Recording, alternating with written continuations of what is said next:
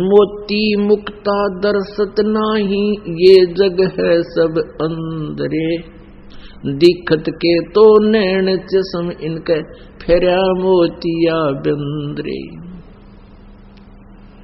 मन माणिक लहर समंदरे, मोर जीवा नग सीप न सायर, वो निर्मल आनंद कंदरे।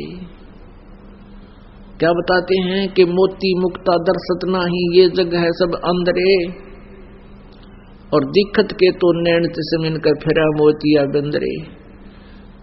अब ये इनको मोक्ष मार्ग, पूर्ण मोक्ष मार्ग का ज्ञान नहीं था, तत्व ज्ञान नहीं था, अपने सदग्रंथों से भी अपरिचित नहीं थे। तो इनको उस मोक्ष रूपी मोती दिखाई नहीं देता था, ये अंधे थे। और दिखत के तो नैन चश्म, आंख तन्यों की नो दिखे, पर मोती इनका फेरा मोतिया बिंदरे। ये विद्वान नजराओं थे, क्योंकि ये संस्कृत बोला करते थे और हमारे पूर्वज अशिक्षित थे। अपनी मजदूरी करके, कोई खेती करके अपने बच्चों को पाला करते थे, लेकिन आत्मा में भगवान की चाह सदा से ही रही है जीव के। उसकी पूर्ति के लिए फिर काल ने ये एजेंट छोड़ रखे हैं, ये गुरु। इन्होंने ऐसा बैठा दिया, गांव के गांव बिगाड़ दिए। गुरुआ गांव बिगाड़े, संतो गुरुआ गांव बिगाड़े, ऐसे कर्म जीव कला दिए, ईब जड़े नहीं जाड़े। तो पुण्यात्माओं, आपका सौभाग्य है कि आपको इस प्राइम टाइम में मनुष्य जीवन प्राप्त है। और इस भक्ति युग में, भक्ति काल में आप जी को मनुष्य शरीर प्राप्त है और साथ में ये यथार्थ भक्ति मार्ग मिल गया। धन्य है आपके माता पिता जिनसे जन्म हुआ। परमात्मा कहते हैं, या तो माता भगत जने, या दाता या सूर, और ना तरह ले बांझड़ी, क्यों व्यर्थ गंवावे नूर। परमेश्वर कहते हैं, या तो माता भगत पैदा करे, या दानवीर हो, दानी दाता, और या सूरवीर हो। अन्यथा कहते हैं इस और ये निरे अड़ंगे पैदा करते हैं जो भक्ति से दूर हैं और सारा दिन दुनिया ने लूटे, बूंदी अच्छी बतलावें और भी किसी के नाक में दम रखें। कहते इनसे अच्छा तो बांध डाले, क्यों अपने नूर को भी नष्ट करे, ऐसे नालायक संतान उत्पत्ति करके। तो पुण्यात्माओं, आप के माता पिता धन्य हैं जिनसे आपका जन्म हुआ, क्योंकि आप उन्होंने भक्त जन्म दिए। और फिर आप ही दाता हो, क्योंकि दोनों हाथों दान कर रहे हो। और दान देने से आपकी भक्ति उभरती है। धर्म तो दसके नहीं, दसके माने नाश नहीं हो धर्म का। और दसके तीनों लोक, यानी चाहे तीनों लोकों का नाश हो जावे, धर्म का नाश कभी नहीं होता।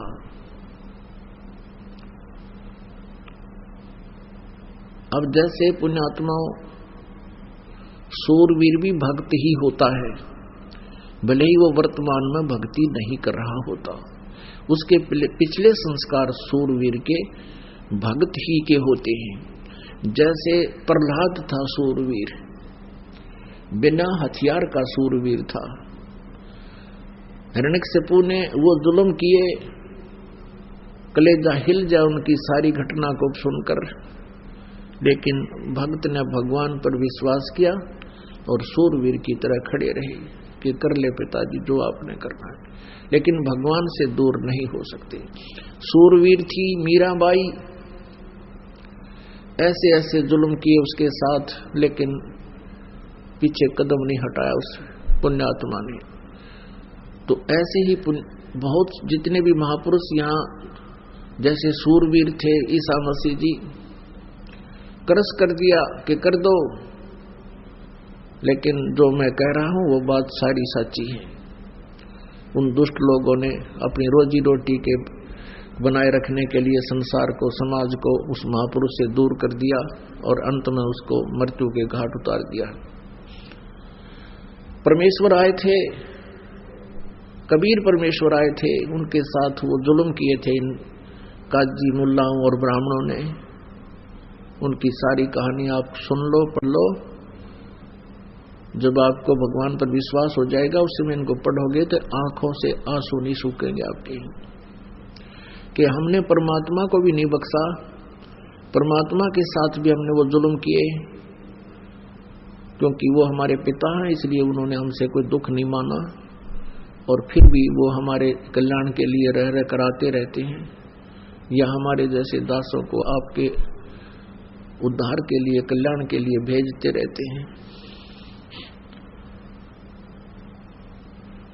पुण्यात्माओं, सत्संग में आने से प्राणी को ज्ञान होता है, मैं कौन हूं, कहां से आया हूं, मेरा यहां रहने का उद्देश्य क्या है, मेरे जीवन का उद्देश्य क्या है, मैंने टारगेट क्या बना रखा है।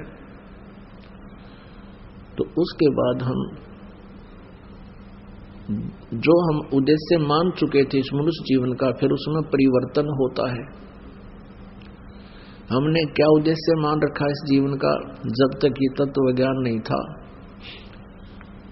जैसे बच्चा स्कूल जाता है, विद्यालय में जाता है, उसका टारगेट होता है मैं अच्छी शिक्षा प्राप्त करूं, या तो बड़ा अफसर लग जाऊं, या फिर कोई अच्छा धन कमाऊं, या डॉक्टर बन जाऊं।